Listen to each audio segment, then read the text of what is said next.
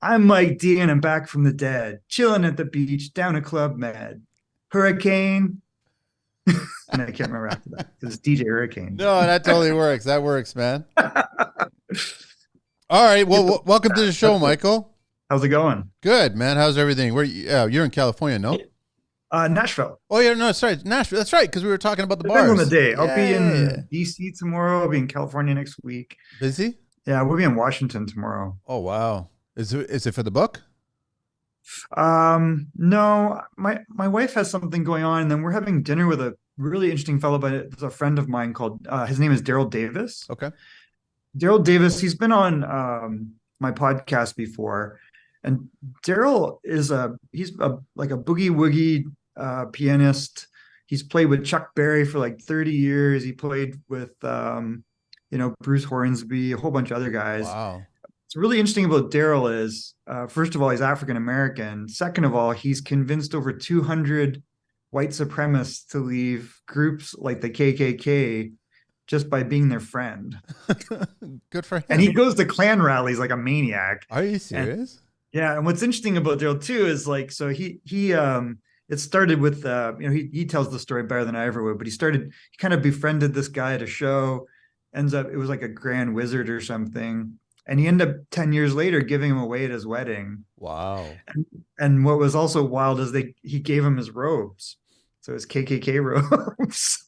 So Daryl has a collection of robes of people that have left white supremacist groups, and they give it up to him. And Over he wants to 200? start a museum actually in Baltimore or in Washington. And how long's he been doing this for? It's got to be 20 years, 25 years, Wow. maybe longer. It might be longer.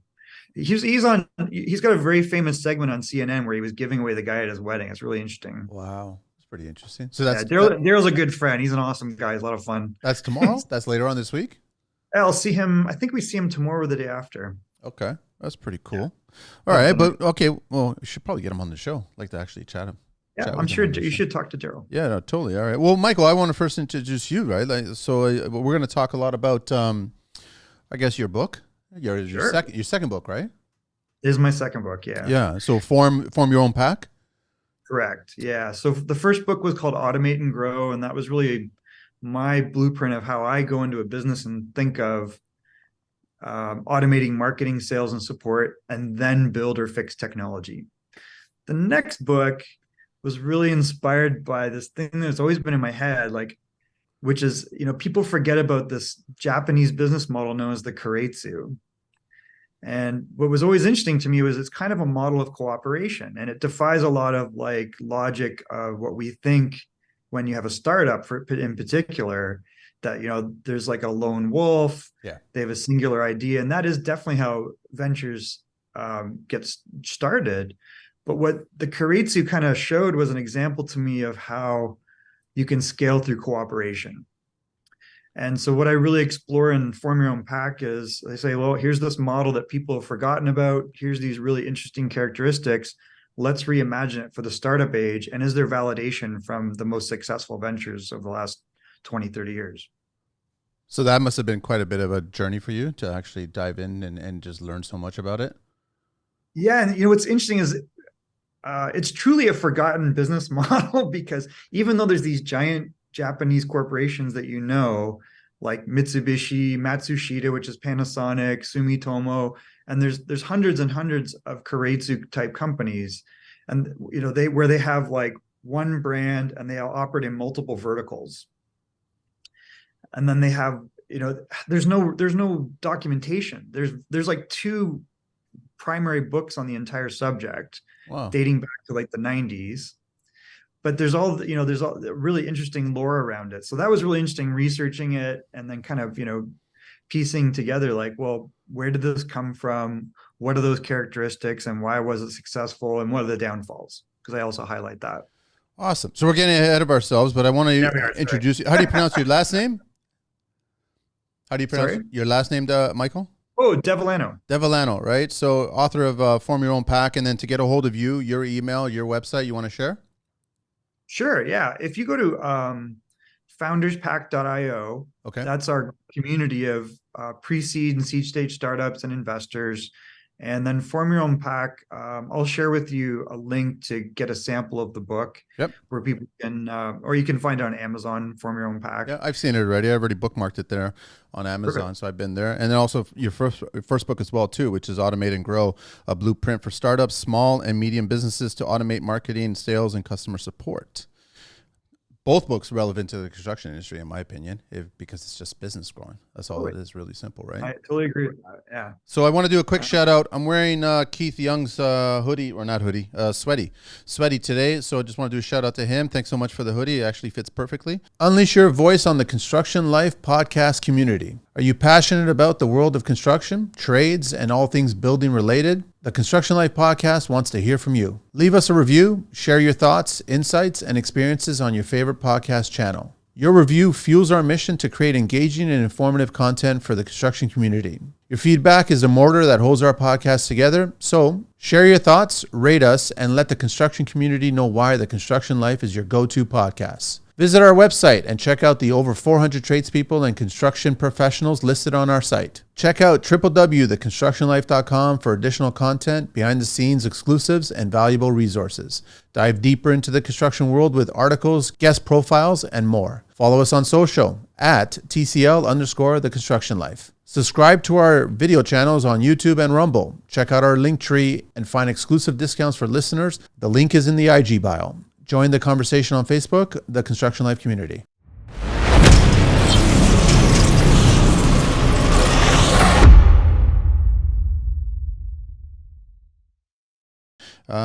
And that's it. But now I want to get back with you, Michael. I want to start figuring out how we can connect this all to, because I agree with you. I'm a fan of how they actually implement business.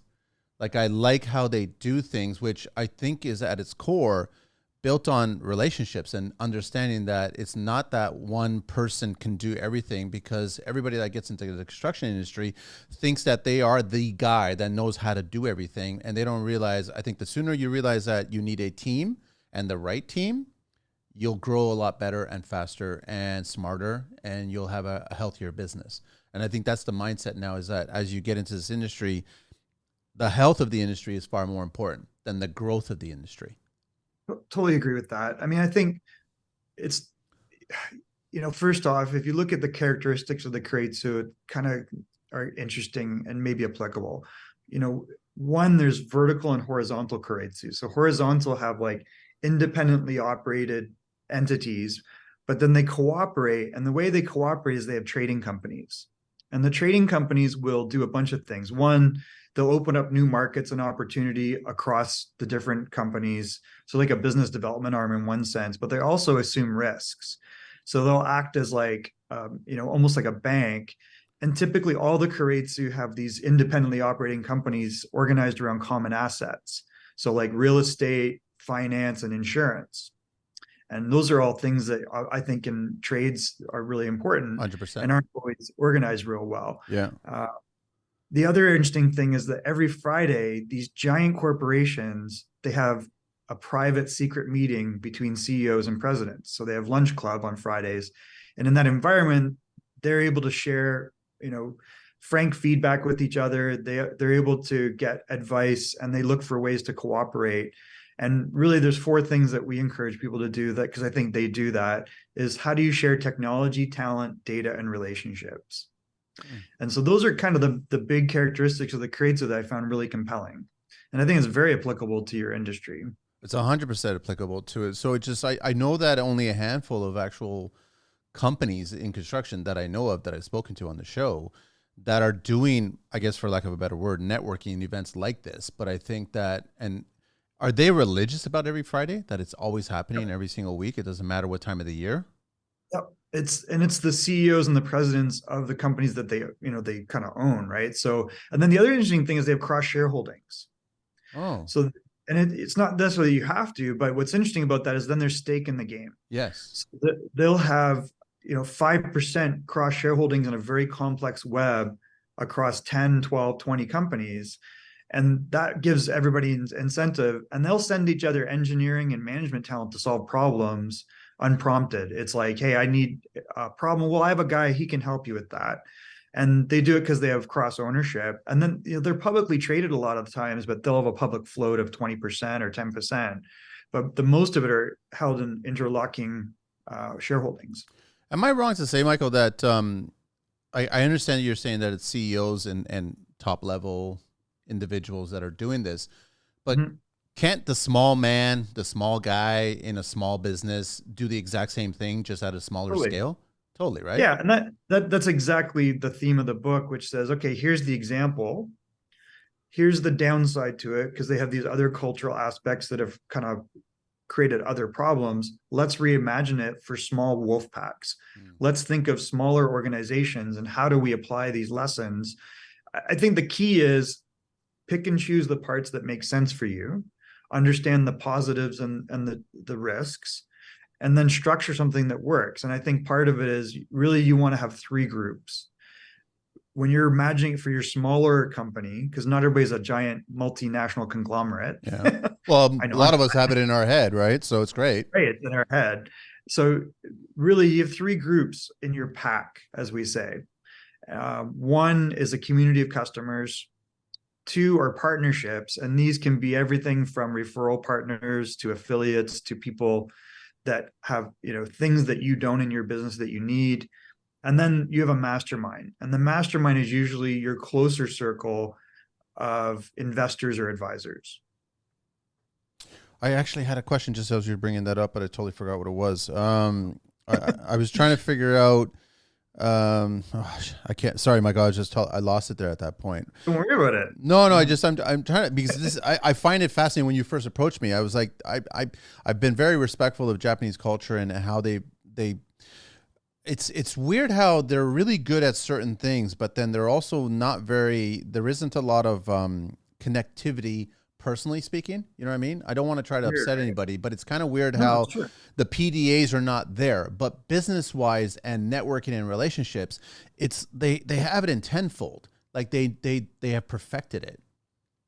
They have, but I think I point out in the book that there's an extremity to it. Okay. So one extremity is, employees are very, very dedicated to the company they work for. There's a term called salarymen, and there's a cultural aspect of Japanese society that their job is to be the best worker or, career person for society and their company. And the companies are very loyal. Like there's two interesting characteristics in the Japanese economy. And unemployment never seems to drop below 2.5%. Wow. And there's a saying that Japanese companies don't go bankrupt. So they're very loyal both ways, where people will remain employed despite, bad times. On the cultural side, what's weird is there's other cultural aspects where, almost that fanatical acquiescence of the individual for the group has created other problems. And part of it is polite society, where it's almost, if you look at, just culturally, if you ever go into a Starbucks in Japan, it's like a library. Yeah. It's so quiet. And you're like, people are whispering. And it's extremely safe. I mean, when I was there, I remember people leaving their laptops completely open, unlocked, knapsacks, and just walk away and then go get a refreshment, go get whatever. But there was no threat. Like it was just weird for me. The flip side to that is it's seen as impolite to approach people. Yes. So people aren't really having families, and it's a closed society. Yes. So we talk about, Friday lunch club, where it's a closed environment where you can share, but there's also social pressures in that. In the greater society, there's that. And the problem with that closed society, there's no immigration into Japan. You see what happens is it's a declining society population wise. It's the oldest population in the world. So the average age in Japan is now 50. Wow. Which is not great, because you're not going to have kids at 50. Yep. And what's happening is they're declining. They were 1 million a year declining. Now I think it's 1.5 million since the pandemic. Wow. So it's the downside. So I think that's why we say, look, let's take the positives of this and apply it to our own business. We don't necessarily want a fanatical culture where, you give up all of your individuality to the group. I don't think that's a North American trait that's successful. I think, for example, the United States is successful because of the idea of the rugged individual that takes chances, and there's outsized rewards for taking those chances. So I think you want to have exponential thinking. You want to take risks and look for opportunity and solve them through entrepreneurship. Yeah. And so I think applying those two things is really interesting, and that's kind of the theme behind Form Your Own Pack. I And do then the want to whole I do want to share with everybody that's listening that I think I have stated on this show that Japan actually has the oldest corporation, which is actually a construction company that's been oh, passed down through generations. And I think we're talking great. about the corporation is about 1,300 years old, still working today, still operating, still, and they build temples. And they have a lot of commercial projects that they're doing. So when I found out that bit of history and construction, I was really mesmerized by that they're the one place in the entire world that has this one corporation that's been around for that long. It's really interesting if you go back into any of these keiretsu. The keiretsu was really a reimagined version of what was known as the zaibatsu. Okay. And the zaibatsu were these family cartels. And the family cartels stretched back hundreds and hundreds of years. And basically what happened was, like, they lost World War II, and there was an occupation by America, and the US wanted to break these cartels up because they saw that as fueling Japanese imperialism. Yeah. But what happened was really weird. Was they discovered that the cooperative aspect just needed to be reimagined, because it was very integral to Japanese society and was a way that they were successful, was this cooperative model. And to the point where one company, actually, I can't remember if it was Matsushita, the employees lobbied the American occupation to not break up the zaibatsu. Wow. Because the workers were like, no, we need this. This is very important. They're loyal to us. We're loyal to them. And this is why we're successful. So to their credit, the occupation basically said, well, let's reimagine these as public companies. They can't be privately held anymore. But there's still pretty tight connection to the old, zaibatsu families, but they're not controlled by that. And so it was just I think it's time to reimagine it now for ourselves, right? And I think a lot of but it's interesting what you said, that, because I think there's a lot of them have very long history. Which brings me to my next point, which kind of connects to what I forgot a little bit earlier, where I see that a lot of new companies, whether they're in construction or any other industry, they're so tech heavy driven about trying to solve problems that way instead of the relationship part of it. Are you seeing more and more of that? Like when you start seeing younger startups and they're getting going, are they putting the digital cart before the horse? You know what I mean? It's a great question. So, what I show in the book is, I actually show, evolutionary wise, humans rule the earth because of two traits, not one, but two. One is their ability to cooperate in large numbers, and that's validated by some really interesting research that I share in there. The second, though, is their use of tools. Yes. And tools being technology. So if you're just one and not the other, I don't think that you're going to be as successful. And I think the goal of technology and tools is automate the things that are repetitive but important, eliminate the things that don't really scale or bring value to your business, and free up time so you can do the more important things, which are relationships and connecting the dots with people. And I think that's really part of my motivation is, it's like, here's a great way to do this. You come up with your own version of how this works, but I think tools are very important. They amplify a pack. So your ability to cooperate in large numbers is amplified 5, 10, 1,000x based upon the tool set you implement. So I think together that's the winning formula. Are you seeing, Michael, are you seeing a lot of these young companies just driven by the almighty dollar and not realizing, like, a business is still business? So, like, the idea that the reason that you start an entity is to actually start monetizing it and grow it. But I mean, are you seeing more people actually truly care about moving forward and trying something new? Not really, huh? Well, I wouldn't say that. I think that, you're seeing this trend, and I'm not sure it makes a lot of sense. Like, you've seen the extreme, for example, of effective altruism. It's really not effective. Yeah. Like, if you look at the point of an organization, unless it's a nonprofit, and nonprofits are notoriously brutal for never achieving their outcomes. It's just, and if you get inside of any of them for technology, it's brutal to look at what's in there, because they're like, oh, well, that's not important. It's the people that's important. But no, you're missing people want to be part of something that's growing, and growing, the way we count that is money. Yes.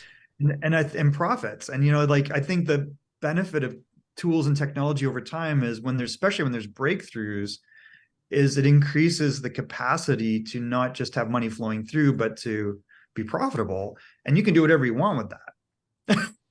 I think Salesforce is a great example of that. Salesforce, it's like, hey, 1% of our profits go to the Salesforce organization. They're doing everything from, educating people around the world to building wells to health and wellness in countries that really need help with clean water or, medications or whatever. And they've done a lot in the nonprofit sector, but at the core of it, it's because their core business is very profitable. As contractors, we know safety is crucial at all times. But having team members not follow, or even worse, not know safety protocols is something that can cause stress and anxiety in the workplace. We face this and many other challenges daily, from calling the entire team just to make sure jobs are done in a safe manner, to updating team members one by one about training they need to complete regarding a certain tool or a new regulation, only to figure out who has or hasn't completed the training and document everything in messy folders. We deal with a lot, but Connecteam is here to help us out. Connecteam is a platform built for managers with a lot of different capabilities made to ease communications and operations, helping you get a clear and live overview of your business while giving your employees one central and simple app for work. Connecteam has a free plan and a 14-day free trial. Try them today by checking out the link in the show notes. I'm curious, Michael, what's the core idea behind Japanese culture and advertising?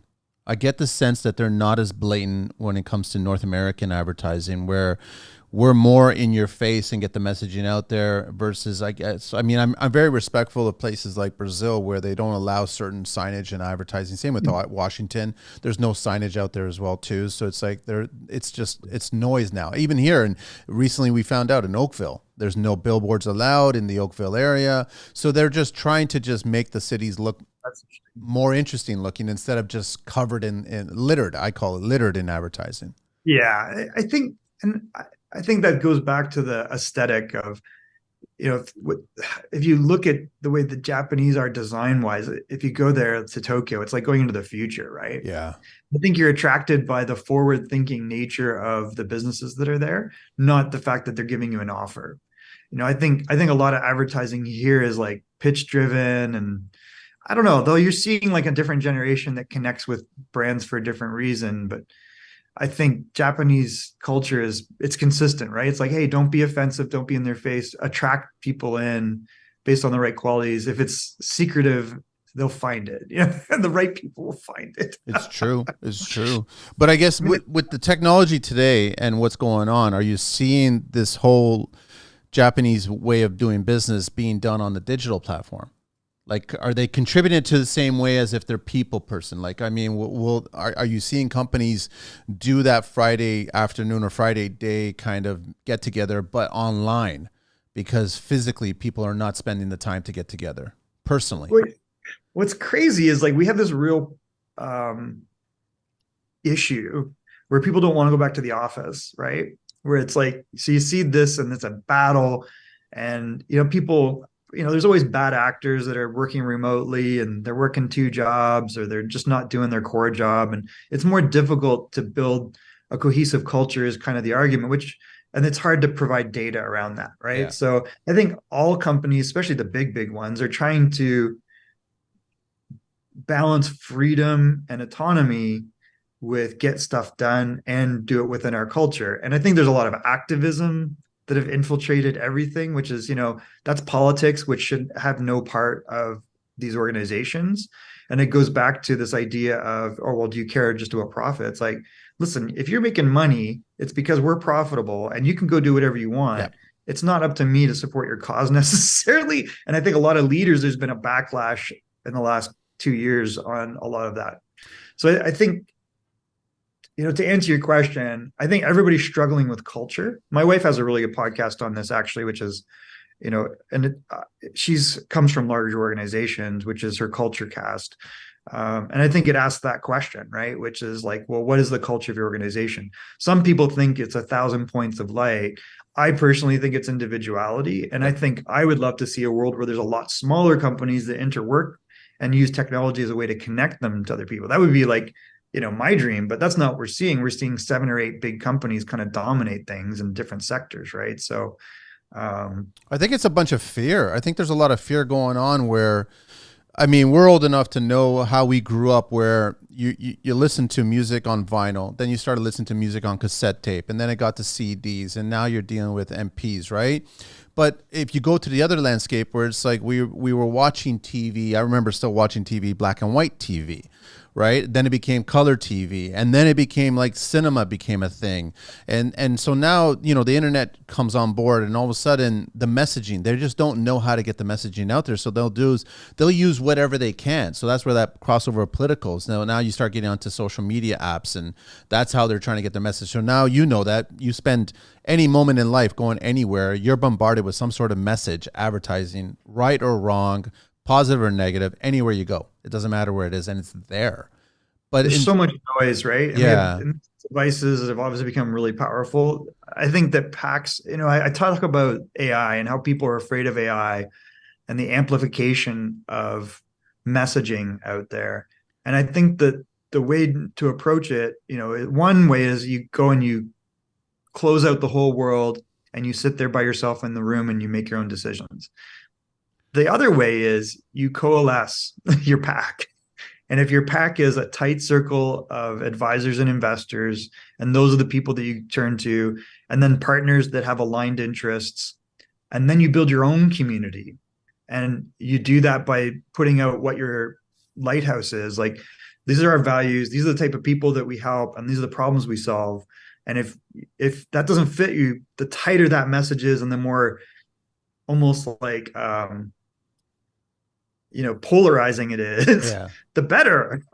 Because then you can create a tighter community that is just your own. And I think that's the way people will cope with, insane messaging, right? And I think if you're looking, the one example I use is Sam Parr, and Sam Parr had The Hustle, and I was part of the Trends. They just shut Trends down, which is crazy. So if you're a Trends member watching this, come to Founders Pack, because we want to, there's an aspect of that community that we also have and was very valuable.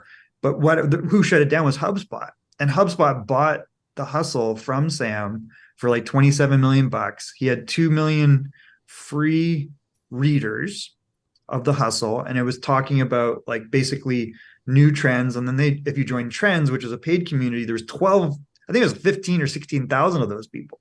Why did they buy that? Because it matched their ethos as HubSpot, and those were prospects to use HubSpot. Yeah. So rather than sitting out there banging out like meta ads and trying to target people and hope that they click on something, it was, no, I have all their email. It's a tight community. They have the same ethos that these guys are looking for trends. They're starting products and businesses, and they want to move fast. They're ideal customers for my product. I think that's what you're seeing. And I talk about a bunch of examples of that in the book, of how building community is really the new marketing in a lot of ways. It's the last few networking so-called events that I've been a part of, I've always gone in, I guess as I get older, I've always gone in with the mindset of, I just want to learn from other people. I want to see who I can meet, get to know the person, the personality, the character first. But what I see on the flip side is when people are speaking to me, I get the sense that they're fishing to find out what I can provide them. Yeah. And I mean, is that where networking definition has gotten to nowadays, where here we are at 2023, where it's like, it almost kind of makes me laugh about that classic movies casting kind of, when you've got a bunch of actors going into a Casting room. couch. Yeah, well, not necessarily the casting couch. It's like they're only being good to you because they think that you can provide something for you. And I'm like, why am I getting this messaging from these people? I don't get it. And then I don't, cards are exchanged, ideas are suggested, and then they're like, yeah, drop a line. I want to talk to you. Yeah. And I just keep on thinking, well, hang on a sec. I just get the sense that it's going to be a one-way street at this point.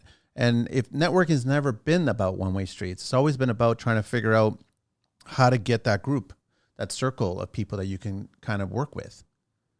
So some of the ideas I try to share, actually, it's interesting you bring that up, is to say, whoever I'm talking to, what potential one of those three groups of my pack would they fit in, and why? Yeah. And, what is it that I offer and what do I need? And being able to communicate that clearly is not terrible, but, the risk of the word networking has become very transactional, right? Yes. And people always approach it from, well, they're the hero of the story, so they're going to tell you all about what they do. The other way to flip it is to say, well, is to be interested, not interesting, right? You always want to be interesting, but Yes. about like, I'm looking for this. Who can I help? And I think that's the mentality. If you're part of a group that's not like that, that's really challenging. That's why, you want to build your own group. That's kind of what I started Founders Pack, right? I want to help founders get their message out to investors. I want them to start the, really scalable ventures by really coming up with transformational ideas, not me too ideas. So, I kind of create my own community, right? Yeah. And I think you can do the same. You've probably done the same around your podcast. Yep. Companies can do that around their product. And, a couple of ideas that I have in the book are, one is, look, do you know what the dark triad is? No. What's that? The dark triad are these three traits that form a triangle. It's like narcissism, Machiavellism, and I forget the third one, but there's tests for this. Okay. And there's other ways to test. And I use other fun examples like the Yakuza. They'll test people at different layers to get them to higher levels of the Yakuza. Right? And so it's like a test of loyalty. So you always have to ask, like, before you ever do any of that, is who do you trust and why? What are your values and what do you stand for? And what problems do you solve and what help do you need? And then it becomes a lot clearer. And that way you can evaluate people. It's like, well, is this someone that's in my pack or not? Are they part of my community, which are usually customers that I can solve problems for? Are they partners where they have a complementary solution? We have aligned interests, or is it someone that's really close? It's that 1 to 10 people that are in my mastermind. And I think then it makes it a lot easier to figure out like what events you go to, what events you throw, and who are there, and who you talk to and help.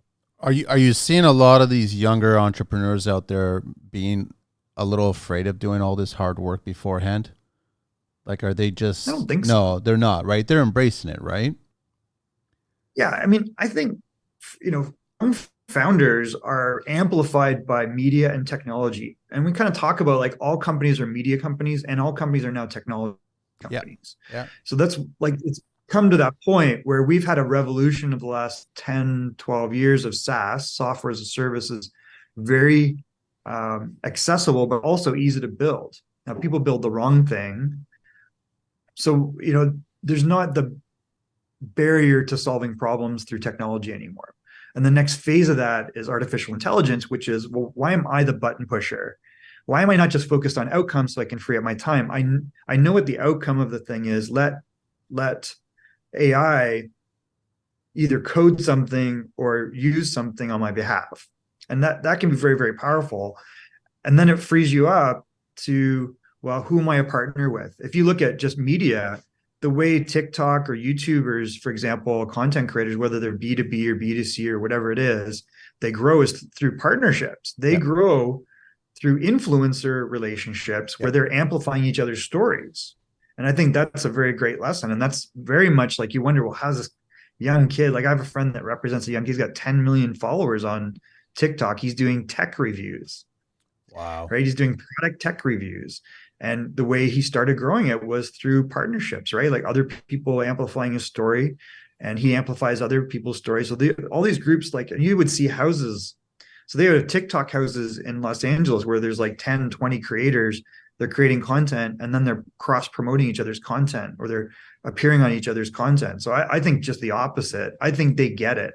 And I think they understand the network effects of cooperation. So why is it that, I mean, I don't know if you know this, but the thing is, I think that TikTok in Canada doesn't have the same kind of opportunities as TikTok in the USA regarding the monetization side. Someone told me that recently. So I don't know if that has something to do with our government up here or what's the story, but we don't know, right? It's the maple curtain. Is that what it is? The maple curtain? Listen, Canadian content, I tell you, if you travel, so if you come Yeah. to the States, you don't see the same stuff you see here. When you go back to Canada from the US, it's like you get this thimble of information and entertainment, and it's not the same as everywhere else. It's so true. Especially not the US. The US is like a fire hose that you have to stream yourself. Like, don't worry, we've already curated it for you. This is what you need to see in Canada. It's very different. Unless you want to watch hockey, because it's nightmare watching hockey here. Nobody Like, watches well, it there. where is this game? Well, I'm a scout in hockey, so I'm like, and I love hockey, so I used to watch 5 games at once, right? With different screens. Now it's like, I don't even know where the game is. I don't have that subscription. Why is it on this? So if they could figure that out, it'd be nice. But everything else, like, you can kind of, you have so many more options here. And I think that's the same with even social media content. There's, a factor of 10x the content creators Yeah. and the themes, right? So I think the opportunity you have here for content is you might have what's a niche audience, but niche here is a lot bigger than anywhere else. Same with Asia, same with like other markets. It's true. I mean, since Canada's a tenth the size of the US Very and small. But don't worry, they're going to get to 100 million, my friend. who Canada is? They're on that pace. 100 Many, million of it. they Interesting. and I they're know. it's a lot of new people coming to Canada, right? And it's, if you look at the projections, like if they keep on the current pace, they'll hit 100 million by like 2050 or something. It's a country that was 34 million 3 years ago. Now it's It's 41. 41 million. I know. It's insane, It's going right? to change. You're going to be a bigger player. Yeah, well, it's going to So change. Is it going to change for the better? But I guess, is there going to be opportunity business wise here? We don't know until we see the landscape. I would think so, but you don't know. I think it just depends. Like the way that doing it is weird. So How did your research come along in the book there? Because I know that recently Elon talked about at some point in humanity, nobody's going to have to work. It's all going to be all produced for you, and you'll have everything that you need, I guess, but you won't need the general worker. We've argued about that regarding construction, where it's like you still need that final person's touch, skilled or what have you. But I mean, that could be automated as well at some point. So did you dive sort in any of that in the book there? Talked about how when you start eliminating the human component to any business. yeah, I mean, there's a lot of dumb things that humans are doing every day. Spreadsheets are the worst, right? But it's hard to spreadsheet a construction site. So it's interesting because like physical things, if you look at what AI does really well, it's not really physical things, it's digital things. So a Yeah. lot of the things it's doing are writing, creating content. We're seeing crazy video, image, personalized, mass personalized, customized content is really weird and interesting. Entrepreneurs are who are figuring out how to use this to their advantage so that you can have the 3 or 5 person company that used to be a 30 or 50 person company. Yeah. And I Efficiency. think that's the opportunity. That's why I think Form Your Own Pack is really the theme, which is, well, you don't need to work in a 10,000 person company. You could start your own company, have your own pack, and be very successful and have more freedom to do other things. And that's kind of the goal, right?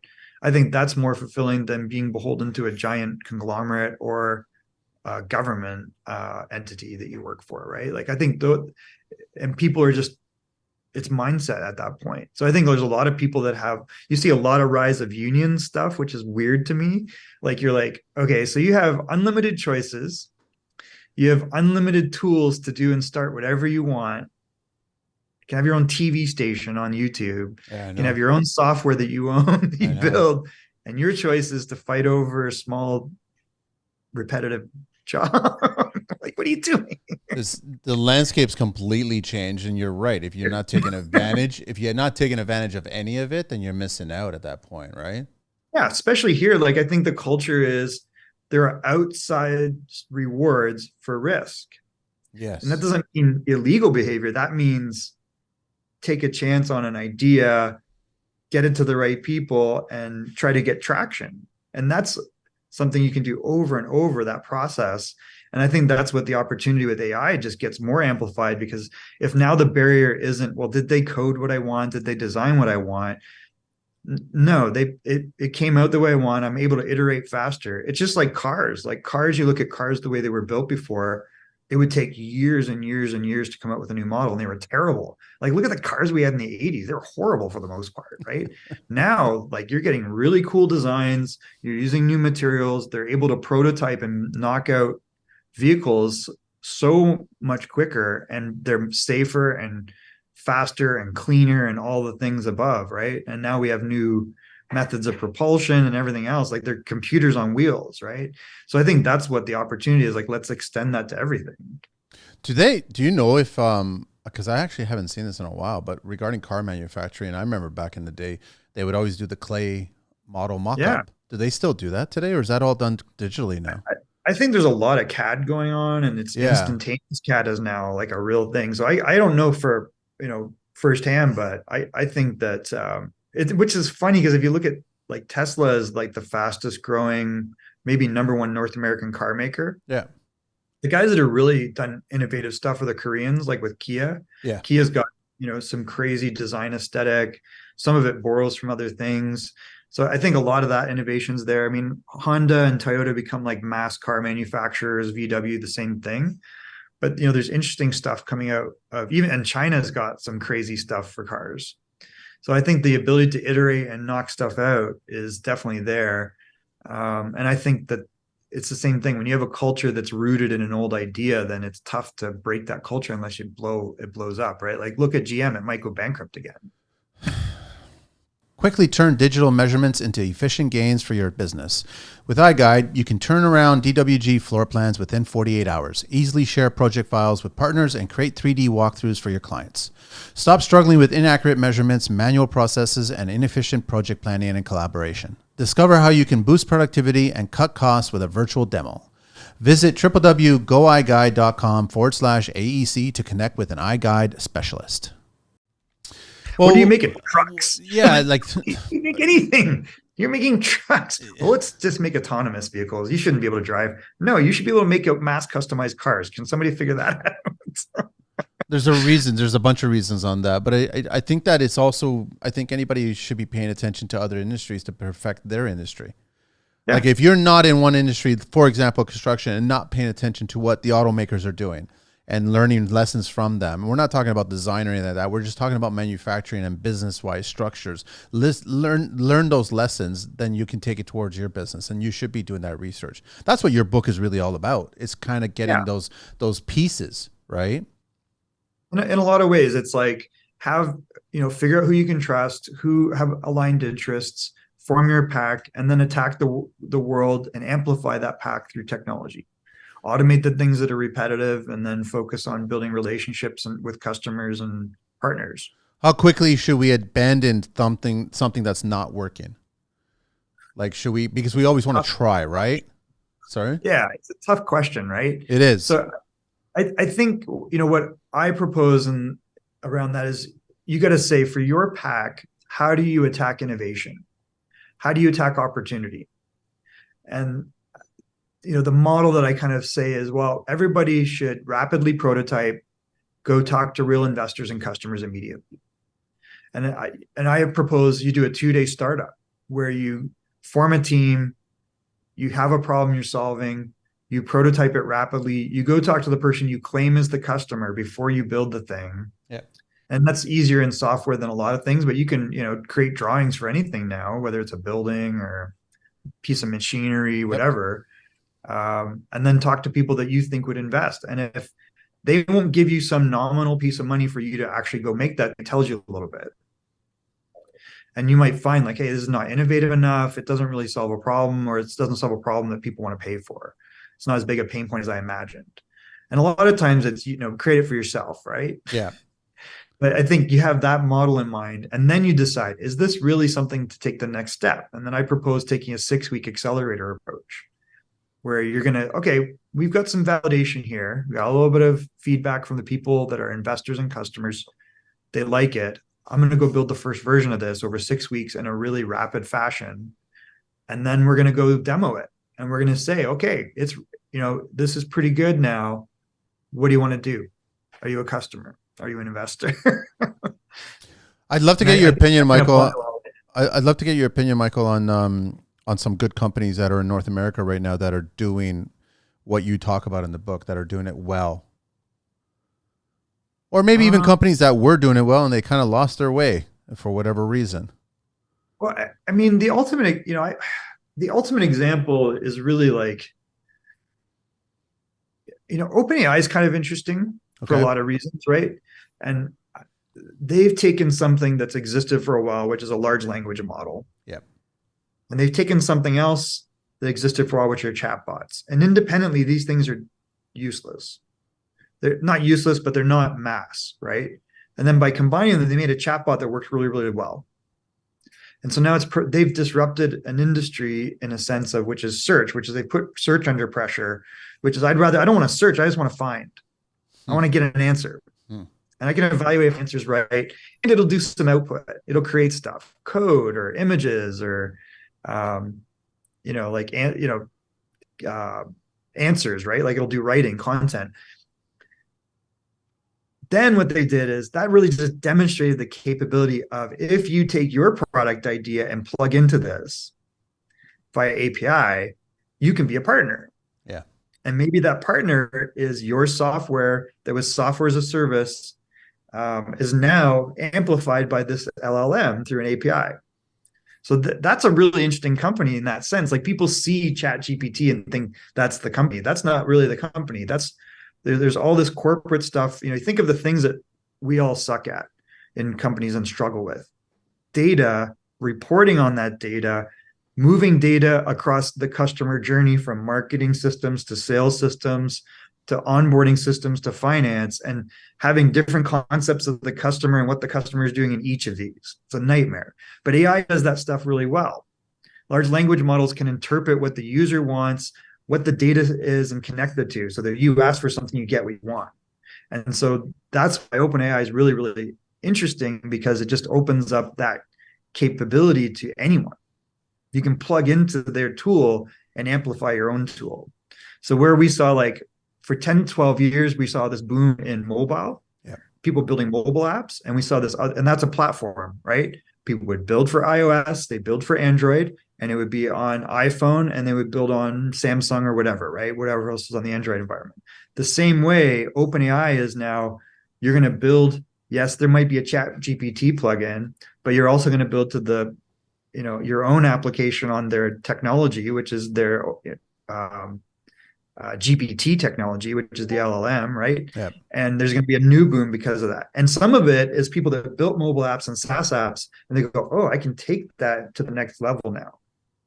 And, I'm part of a startup that I started called Ops, and Ops is doing that. Ops is saying, well, let's solve for the expert SaaS user. Like, why am I the guy that's in learning 12 different applications, pushing buttons, downloading CSVs, moving data around, or creating weird automations? Let's just let Ops do that, where Ops I'll tell it what I want, and it'll understand, well, I need to move the data from here to here. I need to give you a report on these two things and what they mean in these systems. Like, that's the ultimate goal. And I think a lot of other founders are doing that. And I think over the last 12 months, what you've seen is a write down of old SaaS, where venture capitalists are dumping those investments at 60 to 90% off, and PE's grabbing them up. And the ones they're not dumping are understanding that they can evolve it with AI, with that other model. And that's where the new boom is. And that applies to any industry. I mean, there's just so many opportunities. If you've built SaaS for an industry and then you apply AI to it, it's like, oh, okay, I don't need to be an expert user in this. I just tell what I want to do. That's much better. Does it get rid of the whole inspirational thought process?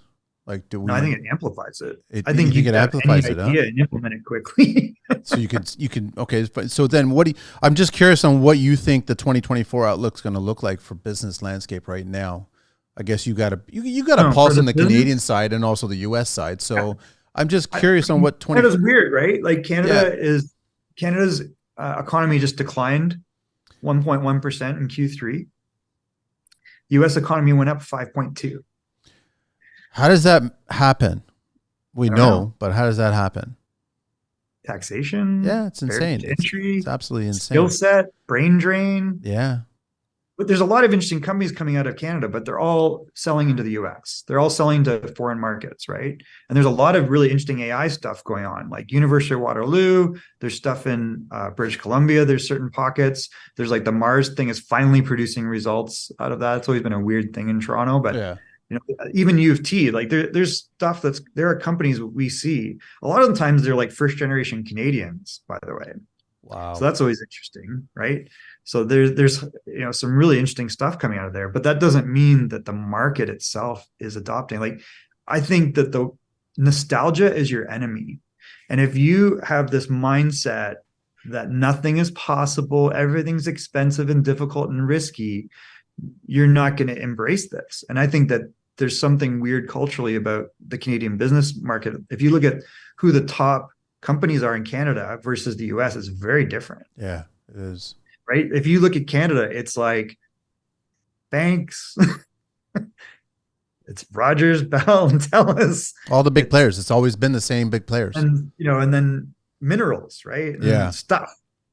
You look at the US, it's like Amazon, it's Google, it's now, OpenAI is shooting up, like their revenue is going exponential. Like you've got Facebook, you've got all these technology companies.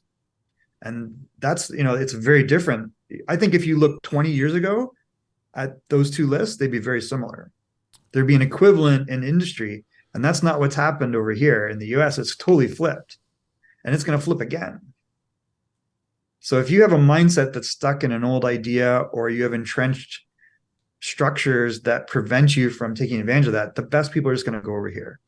I even know builders that are going down to the States and building down there instead of having to build in Canada, just because they don't want to deal with the way the structure has been set up right now. It's not beneficial. So can you blame anybody? Can you really blame anybody that's business savvy and they want the tools, they find the tools, and then they try ideas, but where you are geographically is not embracing it? Why stay? There's no reason to stay. Yeah, why stay? The best people will go find opportunity and a way to go. Whether that's the States or Europe or Asia or wherever it is. Asia, there's, and I think Europe has that issue too, right? Like there is stuff that's coming out of Europe, but what it's driven out of is not necessarily always entrepreneurship. And the fastest people that address problems and the most efficiently, both capitally and any other way, is an entrepreneur. It's a founder. It's embracing technology and having a pack of people that can amplify that. When did you release the first book? How far back do we? No, not that long. 6 years. 6 years now? Yeah, I was like almost to the date. So oh wow, I was looking at, oh geez. So I released this just like because I felt like it on Halloween. Yeah, you were mentioning. I remember we were talking about that you said, oh, yeah, let me release this book on Halloween. And then I looked back, and the prior one I think was October of 2017. Is there a particular reason why October? I don't know. It just worked out that way. When you were finally done and the editing was all taken care of, it was all ready to go. I don't know if the editing's ever fully done. No. I'm already stuff I want to fix. That's why there's a third book in play right now. Yeah, or I just fix this one a little bit. But yeah. It's good. It's just you're never satisfied. I don't know. You always want to tweak stuff. Yeah, so there was no real thought other than the first book was a gift to myself. It was like my birthday is in August, and I'm like, I'm gonna get my gift is I'm gonna finally just take this thing that's in my head and put it into a book. And then this one, I think I might have kind of said, oh well, it's been sitting around. I need to release it before the end of the year. And Halloween seemed like a fun date to release it. And how's the response been so far? Very, very good. First of all, I think the one thing is the quality of this book versus the first one. The message in the first one is important. It gives you a really useful framework. But it's sometimes it's exhausting kind of writing and editing. Yeah. I think the quality of this book has a little bit maybe better story behind it. And I think that the message might be not maybe a little bit more universal, right? I think it says, yeah, we want to compete, but we want to compete in groups and create our own thing. And I think that's a little more universal than something that was very, very technical. I'm just curious, Michael. How would you solve the labor shortage in construction? Man, that's so tough, isn't it? Well, we know the way the government's doing it's not working. Well, no, you can't rely on that. That's not going to work. No, you need to create a culture around it. So there's a really interesting brand in the States called Pink's Window Washing. Okay. And I've been really thinking about this. So there's all these old world businesses, right? There's like HVAC, there's like plumbing, there's electrical, there's, contracting and construction. They're all very busy because, we have had 2 cycles where we've delayed the development of housing, for example. So now suddenly there's like these pockets of nothing, and then all of a sudden you got to build a bunch of stuff to catch up to demand, right? Yeah. You did that in 2008, you're doing it again. Okay, so now we're under pressure for labor. So if you look here, there's a lot of immigrants from Mexico, and a lot of the contractors I know are younger Mexican guys or experienced Mexican guys, and they're building really good businesses. But that doesn't solve all the problem, right? No. if you look at what Pink's has done, they've taken an old world business and they put a kind of a Gen Z brand on it called Pink's. And they came up with really cool merch and a culture around it, which is, hey, you can own your own window washing business. It's going to be like, I think the investment will be like 50 grand or something, right? But you get this brand that you can expand out and you look cool in the uniform. It's like, oh, that's cool. I can relate to it. Right. And I think that that's what has to happen. Like if you look at the way media amplifies things. So if you look at, I interviewed this guy, Clayton Kenemetsu, and Clayton was a YouTuber, a gamer, hockey player, and which is really weird. It turned out we had some common connections because of hockey. Yeah. Actually, one of the coaches that I had in an organization where I was director of coaching up in Everett, I was like, wow, you guys played together. He goes, oh my God, you know him. That's so crazy. Well, what he did is he took that audience he built by gaming on Twitch and YouTube, I think it was YouTube specifically, and he started a shoe brand. Well, why aren't we doing this for the trades? And I think guys are. My friend Sydney Tarver, he's in Buffalo. Okay. And he was a football player, finished his football career, young guy still, and he started working in Amazon warehouse. And then what he realized is you can have an independent trucking company and Amazon supports you. They give you like trucks. They give you the software. They give you the contractors to run your finance. And then if you get an Amazon contract, and you can get another one, you can get another one. And he now has 40 trucks and he's got his own culture around that, right? Like he gets people that meet certain like cultural criteria. He's buddies with them. He shows them how to start their own trucking company. And now he's doing YouTube content on what the day in the life of that trucking business is. Wow. And he's going to show young people, wait, you could do this too. And I could show you how. It's like, you want to make 5, 10, 20 grand a month in the next 3 to 4 months. I can show you how. So he's using that audience to build up this new generation of what would be labor, but it's not labor. It's an independently run organization under a massive brand, which is Amazon, which is just going to keep growing. Right. So I think there's a lot of interesting examples if you dig like that. And so I think the construction industry needs to figure that out. Like start your own trades business. Let me show you how I did it. Right. If you have your own content creators, and there's probably these guys out there, like we saw around house flipping, right? You have people that have, TV shows on house flipping. And so everyone goes out, becomes a house flipper. Why can't you do the same thing? Like you're going to solve the labor shortage. You don't want to solve it necessarily for a big company, but why doesn't the company make them independent business owners where they bring in their 5, 10 guys? That's right? It's a very good point. I totally agree with you because that's basically bringing back coolness into construction. Correct. Where a lot of people don't have that factor. They don't associate construction that way. But I think a lot of people are shooting content and starting to spend money on marketing dollars and advertising and promotions by hiring digital personnel to come on board and start shooting a bunch of content. But they're not like writing a book or like developing a concept. They're not fully directed into a path. They're not paying attention to where the possibility is this content that's being shot could be used. If you have more focus and more direction, you could probably create a culture where someone will start following you, paying attention to you, and then want to be a part of it. Isn't that the whole end game at that point? Yeah. That's what good culture is. Good culture spreads, right? Yeah. So it's a really cynical view of culture that it's got to be siloed and you can't steal. No, that's not what culture is. Culture spreads. And if it's good culture, it gets adapted and morphed. And you want to do that. So if you have a closed system, if construction's acting like a closed system, if someone really wants to disrupt it, then they're going to come in with this other model. Just the way this other guy's doing window washing and this other guy's doing trucking. Another great example is you probably follow Cody Sanchez. No. If you've seen her. Okay. So she's, ex-military, she was ex-Wall Street, like worked PE firm. And what she did is she took the PE model, or Alex Hormozy is another guy, but let's use Cody. Yeah. Cody and her husband created basically a holdco for,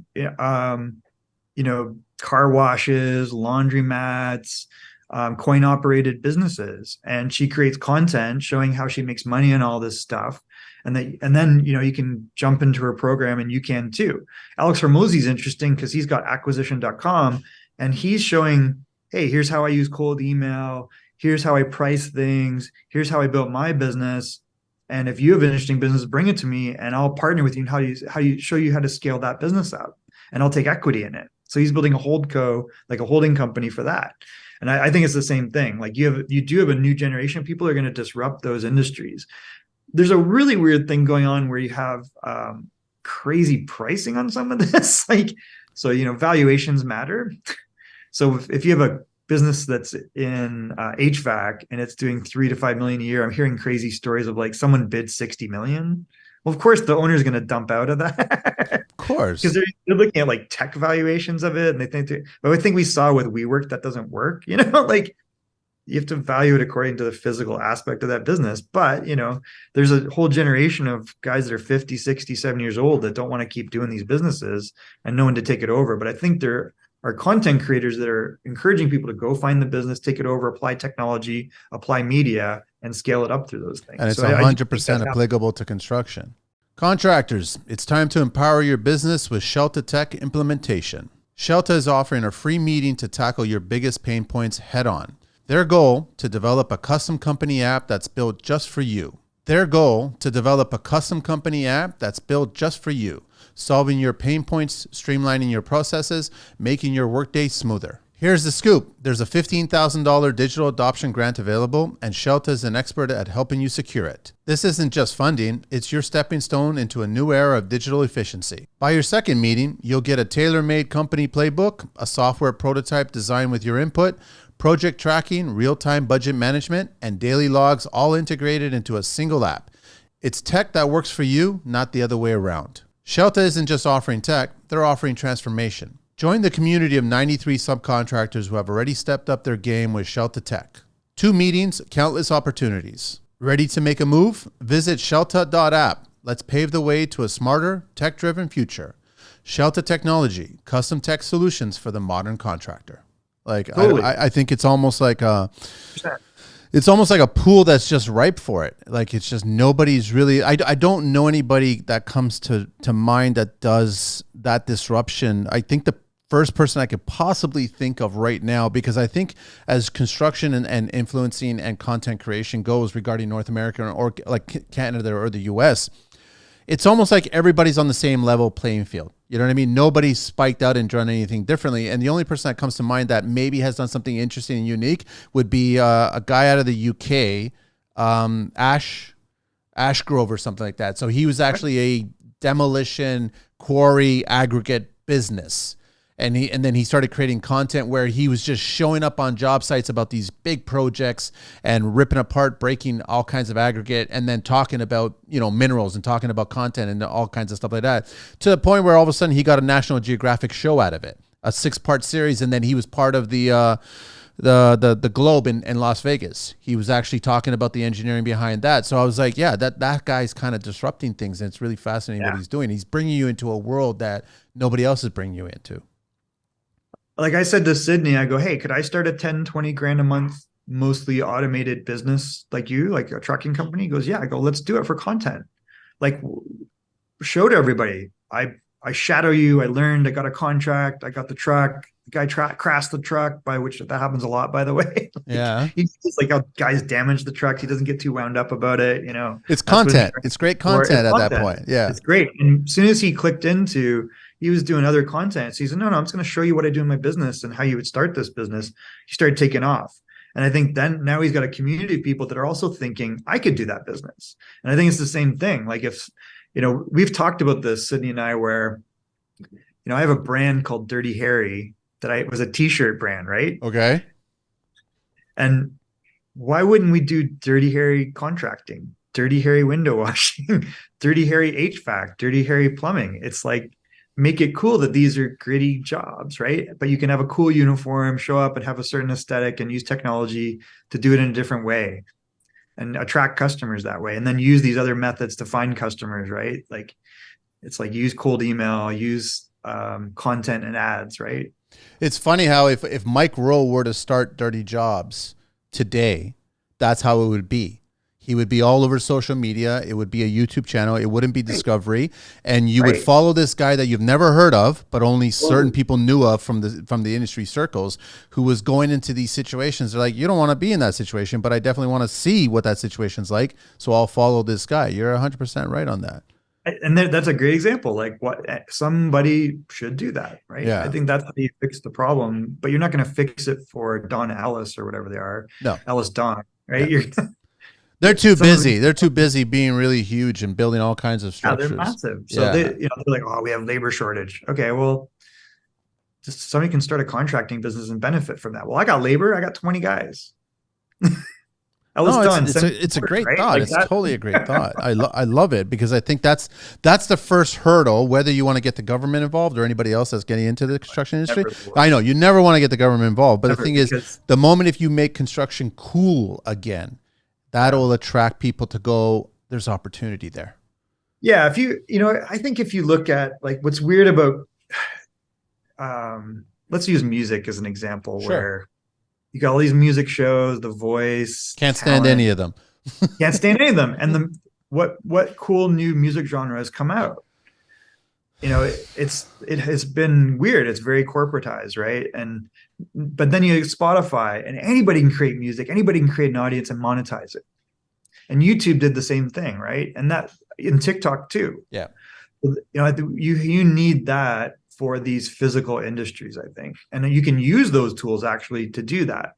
So you just want to make it so that someone says, hey, I just want to make 5-10 grand a month, or maybe another guy wants to make 100 grand a month and build a small crew. That's open to you.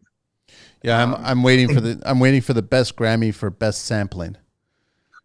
That's what I'm waiting for. That's basically music today. I'm just sorry to say it. I think those shows have become irrelevant to people because a kid's favorite artist is him and 3,000 friends that listen to Slater. It's true. It's true. I saw an interview recently where Dee Snider, right? Slater? You know Dee Snider, Twisted Sister? Yeah. So you know where he made all his money from? No. He wrote a song that Celine Dion sang.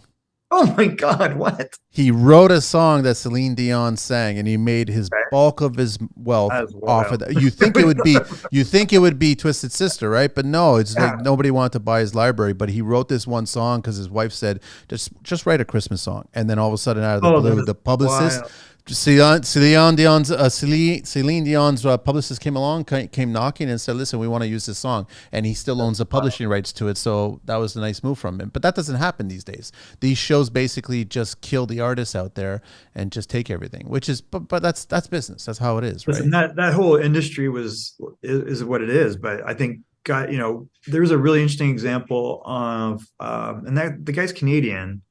And he would make these little songs on TikTok, and his girlfriend was a social media e-commerce manager. And during the pandemic, they're like, we need to make money. Yeah. So she knew how to use ads and amplify audience and use partnerships.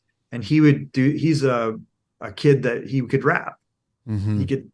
So he was like doing these storytelling type raps, and she amplified it. And then what would happen is you would watch the TikTok and they would direct you to Spotify, and they're making like 200-300 grand a month on Spotify. Wow. Just from downloads. Like, it's possible, right? Well, why can't you have the singing contractor? I've met plenty of contractors that have a nice voice. Well, you do. It's there. I'm telling you, it's there. There's lots of people that are probably. What is your thing with singing? What's the? It was my old host that was doing. He started the show with me. He's the one that came up with it. He goes, I want everybody to sing to open up the show, and I'm like, dude, you're never gonna make people do this. And now here we are, almost 500 shows, and everyone like pretty much has done it. So it's just a thing. Wow, but amazing. no, but if you go on job sites, I mean, like, why can't you be that social media personality? You could, you could be. What you need a girl in like a pink overall or whatever, purple or whatever, that also owns a contracting. This is a serious contractor. Yeah. Right. But then gets the story out because she uses TikTok. They have other talents. Simple as that. Yeah. You still got to be a good contractor. Why would she do it? Yeah. Some people are like, oh, that's ridiculous. But you're watching it. And you're entertained, you might give you're her engaged, a job, or you might want to go work for her. Yes. Now the reality might not meet the, whatever, but that's why someone would do it. And maybe it's a guy like that kid that does rapping, right? Like he does his own little musical storytelling raps, right? I think that's where the new generation gets it. And if someone goes, hey, this is a huge business, like, man, I can make 300, 400, $1 million a year I could buy construction companies or just start one from scratch. Like the barrier to entry is very low. It is. Yeah. Like, oh, if someone said, you know what, I don't like universities. I don't really feel like going that route. I've always been more of a physical learner. I'm going to go to contracting school and I'm going to document that on TikTok. And then when I leave contracting school, I'm going to document starting my contracting business, how I got my first job, how I networked and met people. And it's like the TikTok version of this show, right? Where you go, how did you start your contracting business? How did you find your first contract? Yeah. Okay. Because people are doing that with houses and cars and everything. That person would probably have two things. They would have people that want them to come do their renovation or build a building or whatever the heck it is, or would want to send them trades work, whatever their trade was. And they would have customers, and then they would attract labor too. There's lots. There's one person that I follow on YouTube who was a med student, and he started creating a channel about his experience of being a med student from a different country, coming to the UK. Wow. And then it started growing a following, and then he ended up not finishing med school and he became an influencer. And now he's got millions of people following his journey as he's written a book, and he keeps on going down these different paths. And he's sharing. Really I'm trying to remember his name, but he's sharing his whole experience, his whole travel, and everyone's following along, which is great, which is amazing. But I don't think anybody, and that's why I love this conversation that we're having. Construction is ripe for this. It's 100% ripe for this. There's opportunity, and not just for one. There's like for several. There's several opportunities. There's different people doing different kinds of construction all over the world. Yeah. You had 10 or 20 of people that said, I'm going to start a contracting or a trades business. One guy's doing electrical, one guy's doing plumbing, one guy's doing HVAC, the other one's a roofer, the other one's just like, straight up doing framing or whatever, drywall framing, bricklaying. And they're all creating their individual content, and then they're cross-promoting the content. They're going to attract labor and customers, and faster and cheaper than anybody else. Why can't you create the Justice League of construction or the Avengers of construction? That's your pack. That's basically the pattern. That's what I say. Like when the book says form your own pack, and we say like rapidly prototype, talk to real customers and investors, form your mastermind, build your community and your partnerships, and every company is a media company. That's the potential. If you can do that quickly, you'll see results. Like, let's get to the 10 questions here, Michael. Just before you want to share your deets again, and also you can get the book on Amazon. You get both books on Amazon, right? Form Your Own Pack, and also Automate and Grow: A Blueprint to startups, small and medium businesses to automate marketing, sales, and customer support. Did you want to make the title longer? On the first one, I was trying to make it longer. You were trying to make it longer. That's why the second one's Form Your Own Pack. Well, the other one is Form Your Own Pack, and then it says what a forgotten Japanese business model teaches us about the power of cooperation. So it does also have a tagline. It does, yeah. Okay. It's something. The other one, I think you're right. I've like often thought I just want to shorten that to something. No, I call it Automate and Grow. That's all. And it is Automate and Grow. You'll find it and look for him. But yeah, no, and get a copy. And you've got it in ebook as well too, and Kindle and everything like that. Yeah. Ebook, paperback. Now there's hardcover coming of Form Your Own Pack. Nice. And then, sorry, what was it again? It was www.founderpack.io, right? Founders Pack. Yeah. With an S in it. And then email to reach out to you if anybody wants to reach out to you. You can it's just Michael@founderspack.io. Perfect. All right. You ready for the 10 questions? Let's do it. What everyday sound brings you joy? Everyday sound bringing me joy. The sound of Macan GTS. No, probably my Husky. They sound very similar. Huskies are very, they should be on singing competitions, man. Like they just never stop chatting, eh? Mine's pretty quiet. Is she it? goes still. Okay. And then she goes, or she sounds like a Macan GTS. What's her name? Akira. What's your favorite beverage? You know what I've been liking lately is Hoplark. So it's water, but it's got the flavor of hops in. There's a number of them, but Hoplark's a little bit stronger, like flavor. It's not. So you have like kind of what I like about beer, which is the hops flavor. Okay. But I drink beer, and there's like no calories almost. So it's. Where do you get it? Where do you find it? Like bars or no? I mean, I think you can find it at hoplark.com or Amazon. Okay. Yeah, and then I think I've seen it in Whole Foods, we have Sprouts here. I think it's in Whole Foods, and there's a couple other brands, but that's the one I like the best. What's your least favorite tool? Oh my God, anything to do with Microsoft. That's two in a row. Two shows in a row. Someone else said that too as well. Brutal. What turns you on creatively?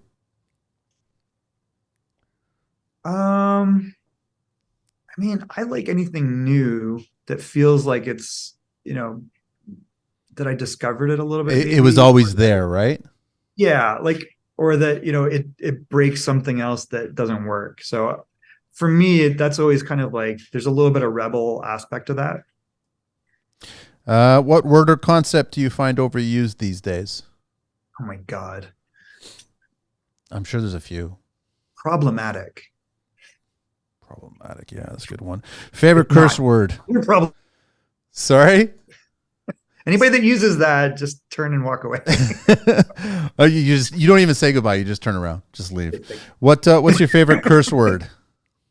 Oof. You Have don't to ask my swear? wife. You don't have to swear. Don't worry. If you don't swear, don't worry about it. It's all good. I do, but Oh, okay. If you swear, you want to share. I don't know what my favorite one is. There isn't a go-to that just instinctively kind of just I have bad words in my head that come out of my mouth. I don't know. that's just age. You could pick them. I think it was badly been like that. Yeah, everyone could find their own. What's your favorite vehicle in the entire world? Oof. Any mode of transportation? Um, I mean, I've it sounds weird. So I've been to the track a few times, and Okay. I gotta be honest, the best thing on the road is Porsche. Okay. Like I've driven a bunch of stuff, and I always wanted like a Ferrari or Lamborghini, but when you drive those and you drive a Porsche, like it's you understand on the track what a Porsche actually is. You're like, oh, this is why. I So get as much it. as I like them, now I really like them. And it's just even if you get a mom Porsche like I have, like get like the Macan GTS, you're like, I see moms where I am, they have kids have it, right? A mom But then you're like, Porsche. oh, I can blow most things off the road, actually. A Macan's got I like did over live, 300 horse, isn't it? Like 325 or something like that. yeah, and then it's got launch control. Oh man. Okay. It's So it goes insane. 0 to 60 in That's insane, man. 3.9. And but just everything's perfect in it. It's just it feels good. And my wife was the one that wanted it to get for the dog, and I'm like, really? We're gonna get like let's get a Kia or something. No, she was right. This is our second one. I'm like, oh, this is so. It's hard to drive anything else because it's just like, After you've driven it. What do you miss from your childhood? oh my God, what do I miss from my childhood? Do I miss anything?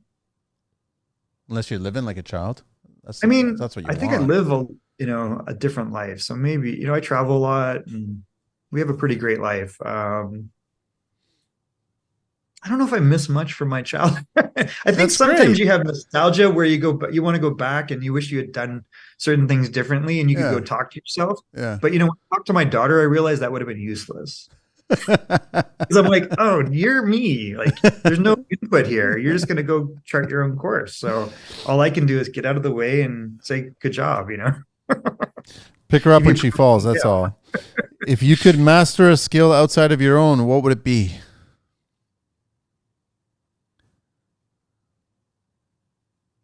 I have one that's coming to my head, but it's weird. But Why is it which I weird? could do it. I kind of would like to learn to fight with a samurai sword. That's kind I of love cool. Star Wars. Like I'm a Star Wars like That's kind of fiend. cool. Yeah. To learn how to. Do you have a sword? Do you own a sword? I don't. I I've been tempted to get a lot. I'm afraid I would use them. I don't know. I'd be like cut my finger off or something. Have you ever met? So have you done kendo before? Yeah. But that's So just I've sticks, man. done it with sticks, right? That's Yeah. how you learn. Yeah. It's just You learn sticks. Yeah. kendo, and it seems like glamorous when you think about martial arts and samurai swords, but then when you watch kendo, you realize it's very like quick strike, it's over. It's not as satisfying as you would think. I So you want the death experience part of it. That's why you want a don't know. I sword. think that is probably the the insight is no, whoever wins wins, like, it's like taekwondo. Like if you you know taekwondo, when you go to the Olympics, you're like, this is terrible to watch because it's so ticky-tacky point thing, but that's taekwondo now. But it's not when you're learning taekwondo, it's like, oh, there's all these different patterns, and you graduate, and there's the There's art. community, and Yeah. there's the sparring, and then you get into competition, and it's like, no, it's just Just like boom, that. you got a point. Done. Okay.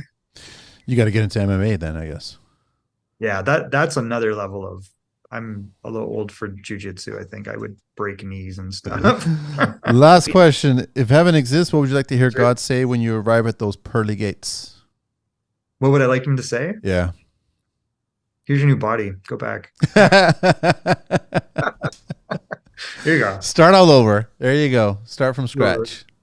Michael, thanks so much for being on the show, man. Really appreciate it. Thanks. Thank you, man. This is fun. I really appreciate it. I love your industry, by the way. Like, I keep thinking about what we were talking about. It's funny you brought it up, because I'm like, oh, this is ripe for, opportunity. I think there's plenty of opportunity. Even when I first got into it on a social media level, I was just like, nobody was doing anything interesting.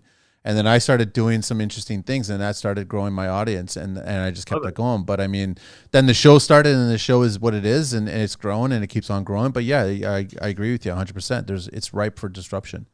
Totally. I think the majority are just doing the exact same thing and just kind of keeping a level playing field, which is boring. Totally. I think construction needs a little shot in the arm kind of thing. TikTok videos. It's all kinds of stuff, Michael. Totally. Don't go anywhere. Angelina, we're out of here. Thank you so much, Michael. I really